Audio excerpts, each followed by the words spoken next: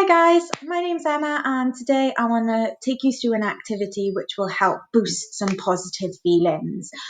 We are all in the same situation at the moment, stuck at home, stuck not being able to do the things that we really want to do. We can't go to the places that we would normally want to go to, and we can't see the people that we want to see. And that starts to test us in lots of different ways, and it can be very hard for families and also very hard for the children as they can't see their friends and they can't do the things that they want to either. And as we try to adapt to these new circumstances, it's quite important that we pay attention to different ways that we could just boost our resilience. Now, resilience has 15 different resources that make us strong and help us get through different times that might be difficult for us. Today, I'm going to focus on one of those, and that's optimism. And when we think of optimism, we look at the positivity that we're able to experience. And for many of us at the moment, the future is uncertain. We don't know how long this is going to go on for. And given that we're stuck in circumstances that we can't do what we want to do, it's very important that we find a way to activate some of those positive feelings. When we are in these times, I think it's important to just highlight that negative feelings and negative experiences, they tend to stick to us.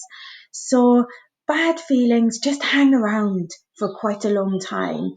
And then we have to work much harder to boost positive feelings. So I think that's quite relevant at the moment, as optimism can quite easily become depleted through this time as the days go on. And it's important that we find a way to connect and activate those positive feelings, both for ourselves and for the children. So I want to take you through an activity that's going to help us do that. Now, we have to focus on three different aspects of optimism.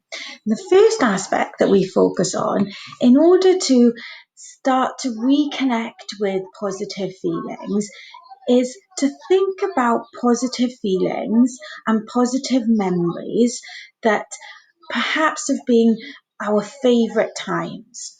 So memories are a really good way of us accessing those positive feelings. But it's not as simple to just sit down and remember those times. In order to activate those feelings, we have to engage in an activity to re-experience them. And that's what I'm going to show you today. The next part of optimism that we're going to focus on is the present. How do we derive enjoyment and pleasure from what's around us? And I know that can be quite tricky at the moment, and particularly for the children who might just be getting bored of their toys and bored of the different things that are around the house. But it's very important that we try to find that and connect to it. And then lastly, the third part of optimism we're going to focus on is hope. And this one is tricky for all of us. As I said earlier, finding a way to look into the future and know what that looks like is uncertain. But it's very important that we create a concrete picture of that so that it can feel real for us and real for the children, where at the moment this situation might feel like it's never going to end. So you're going to need a few things in order to do this activity. We want to make it as fun as what we possibly can for the children and for yourselves. So what we're going to do is we're going to make a collage. Now you will need a few things with you. If you have a roll of paper, that would be ideal, just so that you and the children can cut out as a big, as small piece as what you choose. But if you've just got plain paper hanging around the place, that would be absolutely fine too. Next, I would encourage, if you've got any like arts and crafts things, so you might have some glitter, you might have stickers hanging around the place. You will definitely need some glue and a scissors so that the children can cut things out. And then ideally, if you have sort of any magazines, books that you've got hanging around the place, any things that you can cut out.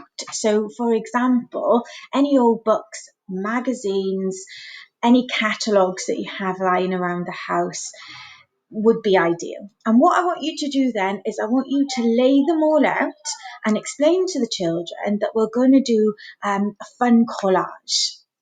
So the first thing that you ask them to do then is to think of one of their favourite times. So this might be a memory that they've gone to their favourite place, might be with their friends, might be with you.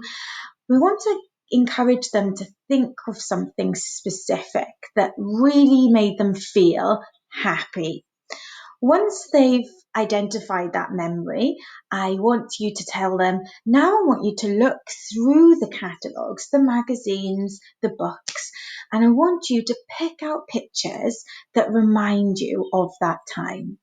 As they do this, they will start re-experiencing some of these feelings that they had.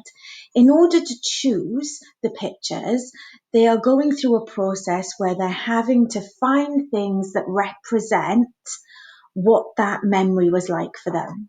And that's the connection where they start to re-experience those positive feelings again. Once they've found some pictures that they like, they can cut them out. I would say get them to place it on the collage, on the piece of paper first before sticking in, because as they go on in the activity, they might change their minds. The next instruction is to ask them, what do you like the most at the moment? What makes you really happy? What makes you laugh? What's your favourite things to do? What's your favourite things to watch? It's very important that they get a chance to articulate this and say this out loud to you, to share that with you, so that you can pay attention to the important things that are getting them through. And for themselves, as they look through the magazines again to find pictures to represent that, they start to experience those positive feelings, but they also start to realise how important those things are to them. And for us as adults, we start to recognise that these things are actually important for their health and well-being. Once they've done that, they go on to the third aspect, which we talked about, which was hope. So then you're asking them, I want you to think about, once all of this is over, what are you going to look forward to doing the most? What picture would you paint of the first thing that you might do, or the first place that you might go to? Maybe it'll involve their friends or people that they see. And then I want them to do the same thing. They look through the magazines, any catalogues that you've got, and they choose pictures that start to represent what they're hoping for in the future.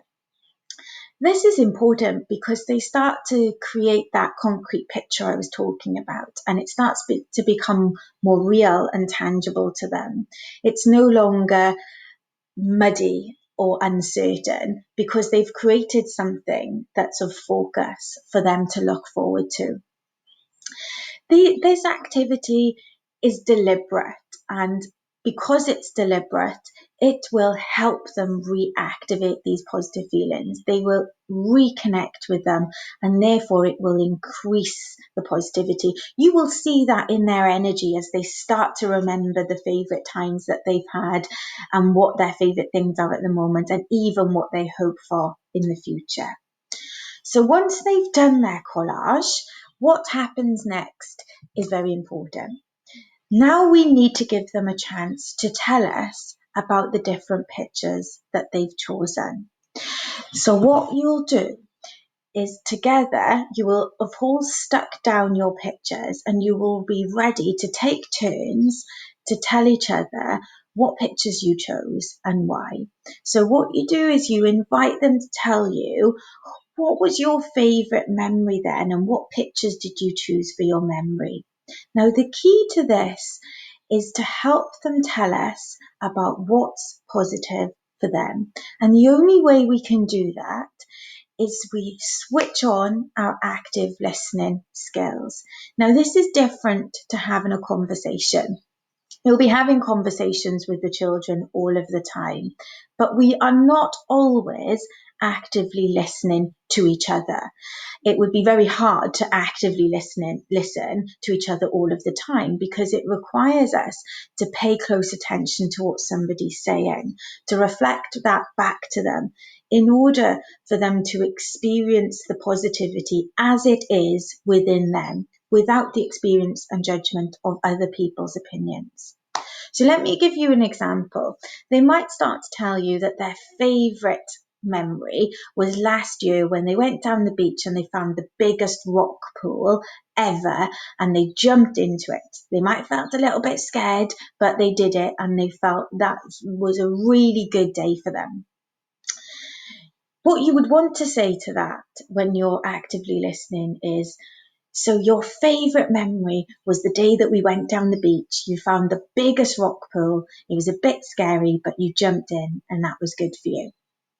That's an example of active listening as you reflect back to them what they've said. It wouldn't be useful to at that point say to them, oh, I remember that day. Oh, that's not my favourite day, especially when you jumped in that big rock pool. I've told you about those. Those can be quite dangerous. Or we might say, oh, yeah, well, what about the other day that we went down the beach and we bumped into your cousins? That seemed like a good day. I thought that would have been your favourite one. That's a conversation where we're offering to them our feelings and our experiences. What we want to do is we want to stick with theirs and give them a chance to re-experience the positivity that those memories bring. And the only way that we do that is by actively listening.